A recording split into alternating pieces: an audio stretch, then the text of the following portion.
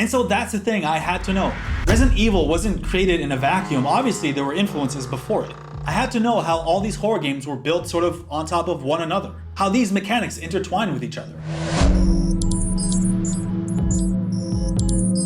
So it's that time of year, Halloween is approaching, everyone has their carved pumpkins. Wait a second, not carved yet, but soon. People are watching their favorite horror movies or playing the newest horror game, which are just absolutely terrifying these days, by the way. So much so that, I can't play most of them, I'm too scared. So I'm actually gonna get some help on this video from my dear friend, Megan. So with how amazing games are today, how did we get to that point?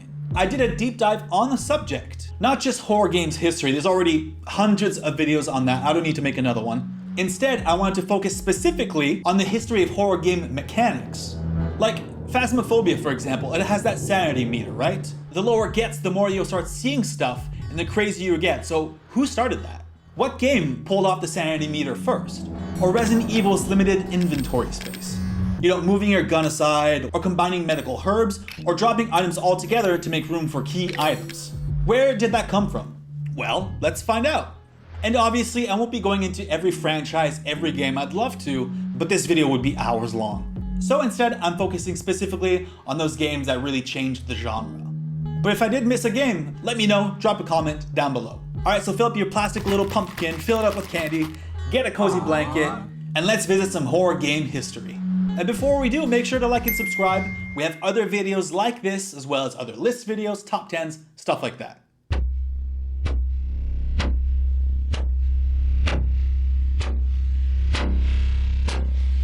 There are some early 80s games that flirt with the idea of being a horror game. Games like 3D Monster Maze and Splatterhouse. But I actually want to start off with Sweet Home. Sweet Home is often seen as the game that created horror games as we know them today. The game was released exclusively for the Famicom in Japan, so we never got an official release in the West. Not officially. You control a crew of 5, each with their own key items, like a lighter, a lockpick, and a camera. And they end up trapped inside of a mansion in Japan, completely overrun with monsters and ghosts. And Sweet Home is actually more of an RPG when it comes down to it. It's mainly played top-down, and the battles are very Dragon Quest-like. But what made Sweet Home so unique is that you actually have to split up your characters as they explore the mansion, so you can switch between the groups as you go. Sweet Home was the first game to use limited storage space and item management as a force of tension and anxiety, forcing the player to decide between consumables that will keep you alive or key items that will help you reach new areas. See, this is where it started from. And you really had to consider what to carry with you. Your characters could permanently die, giving you up to 5 different endings depending on who survives. You could also find items that help you solve puzzles that you actually came across earlier, making you revisit creepy hallways and rooms that you thought were safe already. Remember, these mechanics and themes are going to come back a lot. The whole industry owes so much to Fujiwara and Sweet Home. But just a few years later, people outside of Japan got their first taste of horror gaming with Alone in the Dark. You play as either Edward or Emily, private investigators that are tasked with investigating an abandoned mansion in 1920s Louisiana. The game was so groundbreaking at the time. Remember, this is early 90s. The fully 3D graphics, the fixed camera angles, the use of zombies and jump scares like this, it was really groundbreaking how well everything worked together. Your character's movement is slow and deliberate, adding so much tension. You can't just run away if you run into trouble. You're kind of stuck there. But you can also find a variety of weapons to defend yourself when it comes time. Outside of a few PC games, the early 90s were sort of quiet when it came to horror games. That is until 1996, when we entered a new era.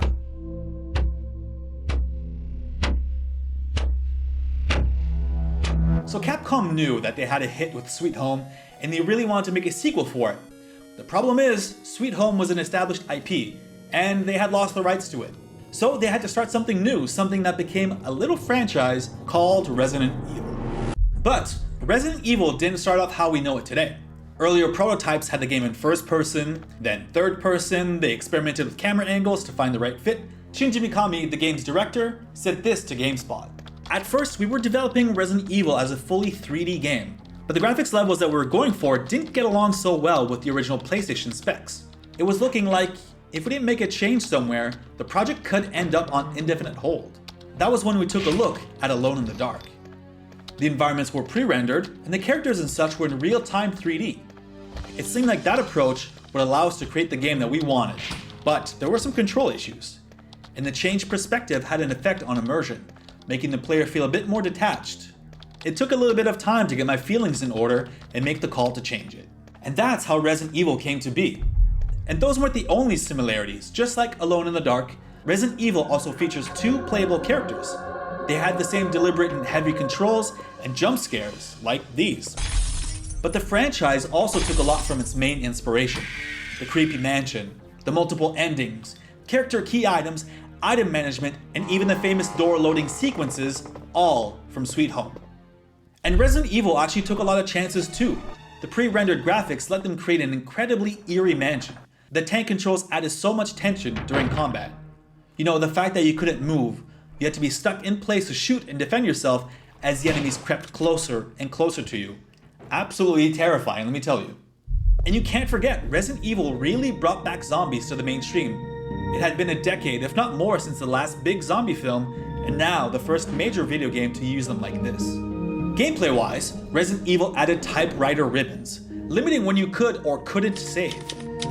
Which nothing is more terrifying than the prospect of losing hours of game progress.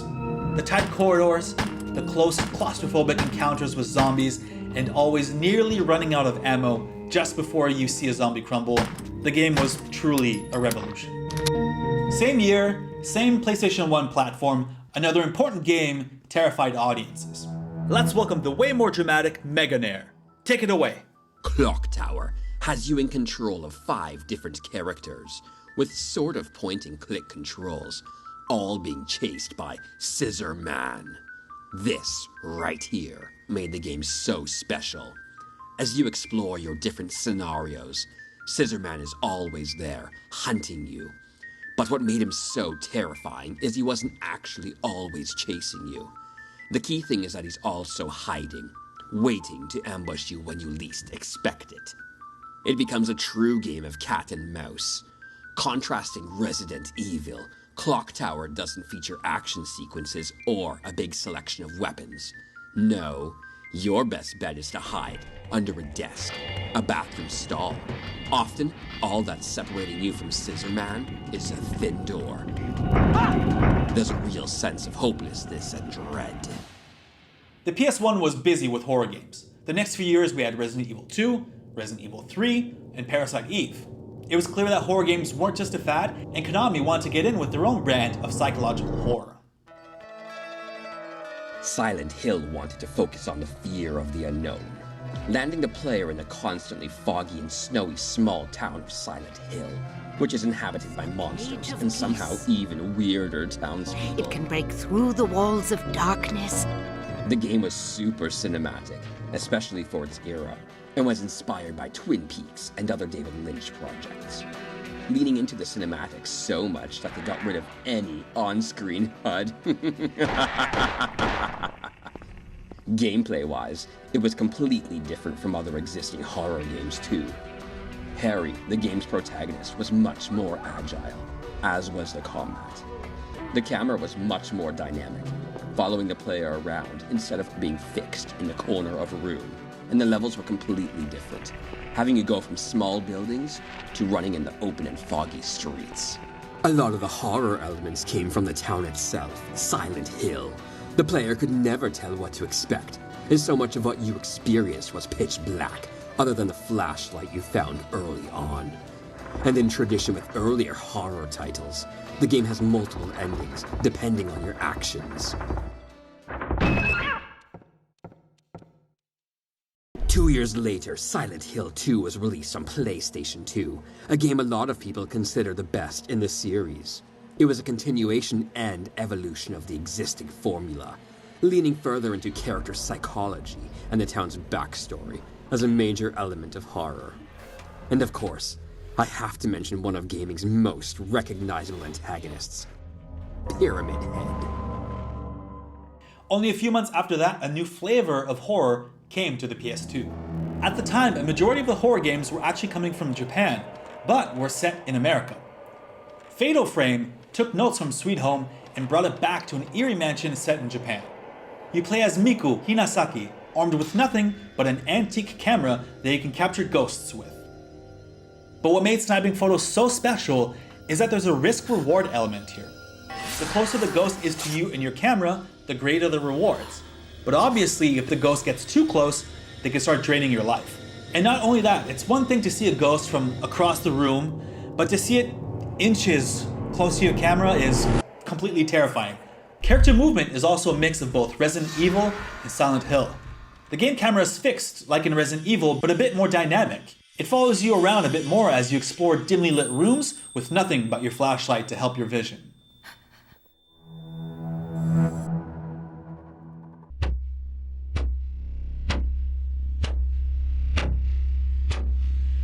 The next few years were a refinement on especially these three franchises.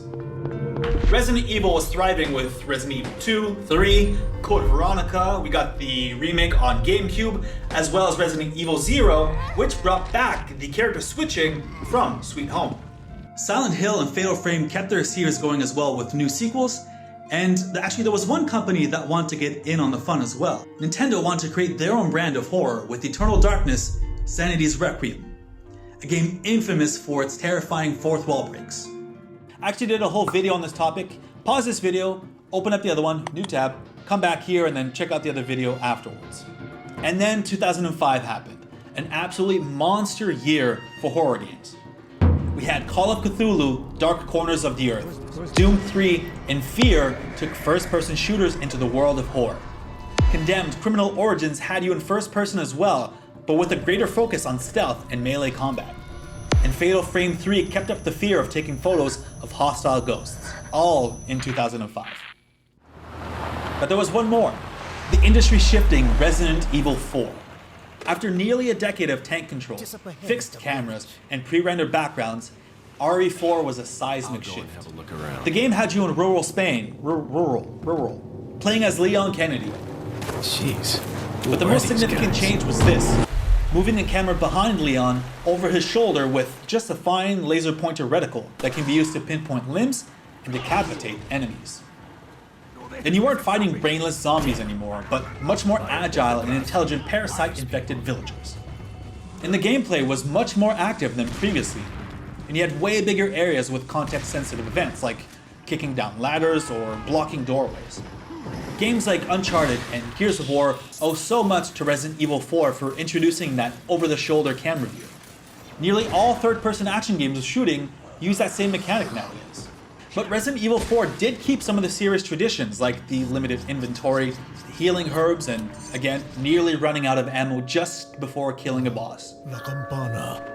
But 4 was definitely more of an action-packed experience than its predecessors. A decision that would eventually cause the series to nearly crash and burn. In 2008, Visceral released a game which was described by its creator as Resident Evil 4 in space. If you haven't guessed it already, I'm talking about Dead Space. You play as Isaac Clarke, stuck on a spaceship infested with necromorphs, monsters that you have to dismember in order to take them out without risking your own life. Something we saw a bit of in Resident Evil 4. And like Silent Hill years before, Dead Space had no on-screen HUD. Instead, they opted for a diegetic HUD, with all information appearing in-game, like a hologram showing your ammo pickups, or your health displayed on Isaac's spine. Dead Space perfected sci-fi horror, leading to further entries in the series and games like Alien Isolation, Prey, and the Callisto Protocol.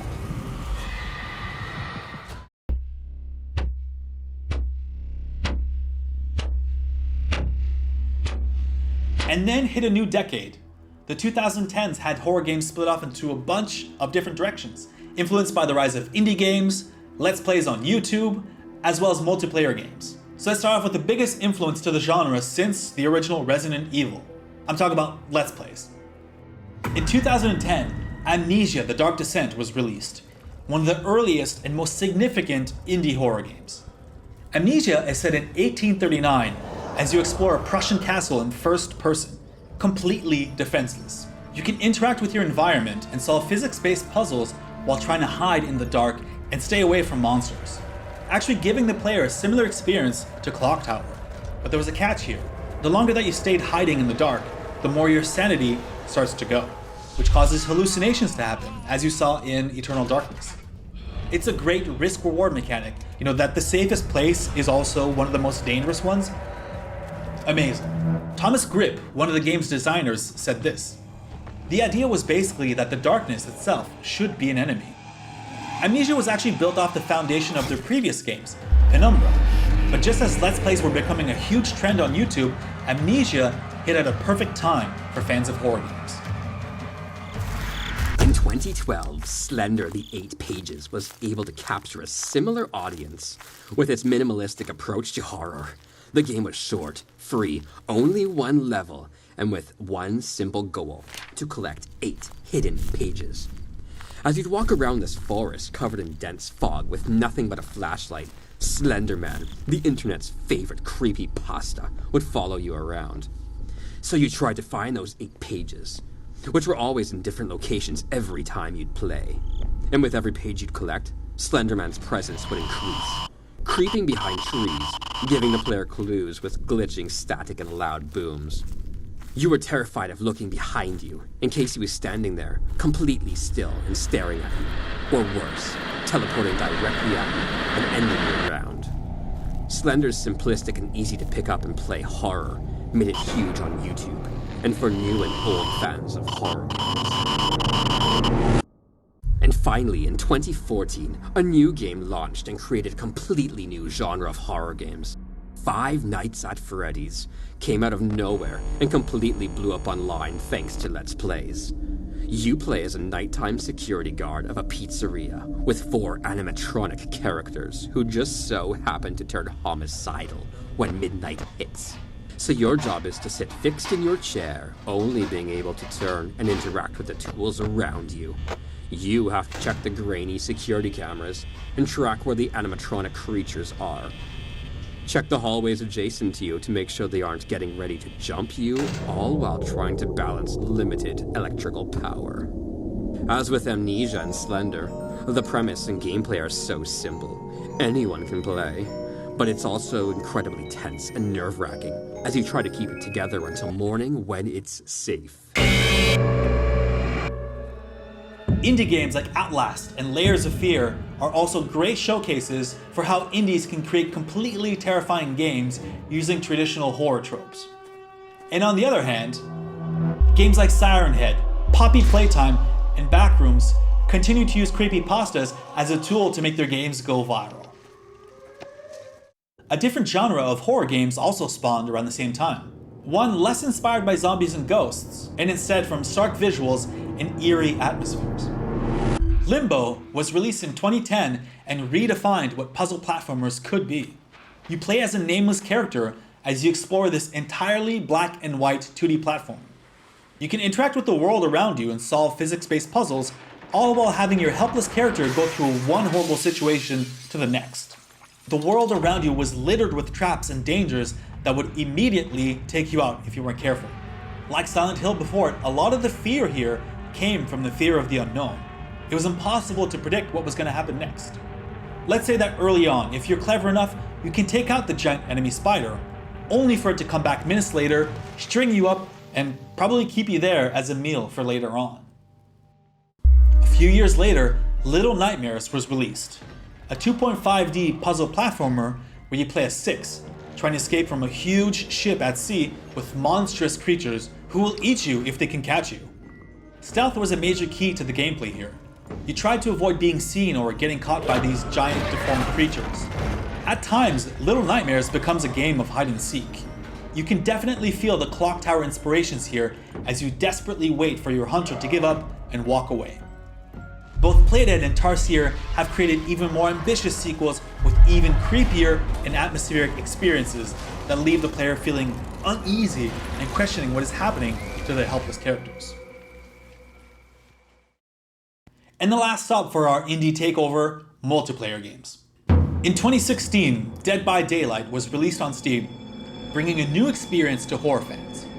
One that didn't have you playing alone in a dark room. Instead, here you were paired up with other players in matches where 4 survivors were put up against one powerful killer. All human players too, not some AI that you can learn to outsmart or trick. The gameplay was simple enough too. Survivors needed to power up generators and escape before being murdered by the player in control of the killer. And the killer, well, obviously, had to kill all the players to win. Dead by Daylight perfectly created an experience focused on the us versus the killer game. And over the years, the game was able to work with pretty much any and all famous horror IPs, from both games and cinema. With one big omission. Friday the 13th were busy creating their own niche of a multiplayer horror game. Oh my god, we need you here right now! Lastly, Phasmophobia in 2020 focused entirely on team coordination and up the horror. Here you play in teams of 4 ghost hunters, trying to figure out what ghost is currently haunting the site that you're at. The game is played in first person, as you and your teammates have different ghost hunting equipment to try and get clues to the ghost's identity. But like Eternal Darkness and Amnesia, Phasmophobia also makes use of a sanity meter. The longer you spend in a haunted house or experience paranormal events, your sanity will drop, and the lower you get, the weirder stuff that you'll start seeing, up until you reach a point where the ghosts will hunt and kill you. Phasmophobia is truly terrifying as you try to interact with ghostly entities. On the flip side though, all that built up tension can quickly turn humorous as you hear your friends scream their heads off moments before their death. But AAA games actually took a different approach from indie games. We had the return of horror games' 2 favorite franchises, and Supermassive Games were busy carving their own niche of horror games as well. Until Dawn was heavily influenced by Heavy Rain and movies like Halloween, with the goal of giving the player a much more cinematic and dramatic approach to horror games. Until Dawn had you in control of 8 teenagers in a snowed-in cabin. Can't be set up for sure, but that's the whole point. You go through a night of hell while being chased by Wendigos, a masked clown, and a flamethrower man, as you control the teens through quick-time events and choice-based narrative plot points. And like all the great classic horror games before it, Until Dawn has 6 different endings, all depending on who's still alive when morning comes. And Supermassive Games obviously found a great formula here. They've been busy at work with The Impatient, the Dark Pictures Anthology, and more recently, The Quarry. In 2014, a demo, or playable teaser, was released. PT was announced by Hideo Kojima for an unannounced horror game. Everyone excitedly downloaded the teaser, which seemed simple at first, maybe even a little too simple. The game is played entirely in one L-shaped hallway that loops back to the beginning once you hit the end of it. And the player can only do one of 2 things: move around or zoom in. The first-person view and realistic graphics made the experience extremely claustrophobic and tense. When you complete a new puzzle, the loop would slightly change, making it so you never knew if you were experiencing the same loop or have something completely new happen. And same as any other game, you're happy to make progress, but here, you're kind of dreading what's going to happen the next time that you start a loop. Finally, if you were able to finish the demo by solving dozens of increasingly difficult and cryptic puzzles, the demo would reveal itself as a teaser for Silent Hills, a project that was unfortunately cancelled by Konami just 1 year later.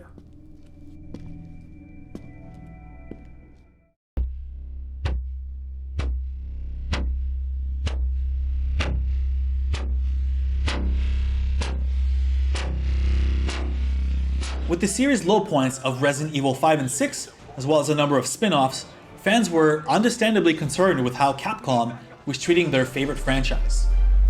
Resident Evil 7 Biohazard was poised to reinvent survival horror by going back to its roots. Less action, more exploration, terrifying gameplay, and finally being able to pull off the first-person view that they toyed with while developing the original Resident Evil. Biohazard was the first time that the series went first person, taking cues from both PT and Amnesia on how to really engross the player. You play as Ethan Winters, looking for your missing wife as you explore a derelict house in Louisiana, a setting that we've seen before with Alone in the Dark. Eventually ending up as a prisoner inside the Baker house, a home with a completely puzzling layout of claustrophobic hallways and inhabited by an absolutely crazy family. But like Resident Evil 4, Biohazard kept a lot of the mainstays from prior Resident Evil games. We still had medical herbs, tons of weapons, and again, the battles that you barely made out alive. And 2 years later, a franchise favorite was remade. Resident Evil 2 featured modern controls with an over-the-shoulder camera similar to Resident Evil 4. The game was remade completely from the ground up and introduced some new areas, new monsters, and an increased presence of the tyrant, Mr. X. And in the following years, Resident Evil 3 was also released using the same third-person controls and engine as RE2 Remake. And Resident Evil Village continued what Biohazard created with its first-person view, as you explore a snowy Eastern European village and castle inhabited by internet's favorite, Lady Dimitrescu. Child who isn't even here. What the hell do... You ungrateful, selfish wretch. So I hope you enjoyed visiting horror games history and seeing where different mechanics, different uses of cameras, atmospheres, stuff like that, where they all come from. I'm really excited to see what the next big thing is. Indie games are still huge, always evolving. Resident Evil seems unstoppable right now. Resident Evil 4 Remake is just around the corner. Alone in the Dark is getting a sort of quasi-remake with THQ Nordic, and just recently announced, Silent Hill is getting multiple new games, a new movie, and most importantly, a remake of Silent Hill 2. I don't need you anymore. But hey, again, let me know if I missed any games or any specific mechanics that are really important to the genre. And I really appreciate you watching all the way to the end, it means a lot to me. Make sure to like and subscribe. I'm working on other video essays like this, as well as other top 10 videos and whatever else I want to do here on YouTube. I'm David with the GDWC.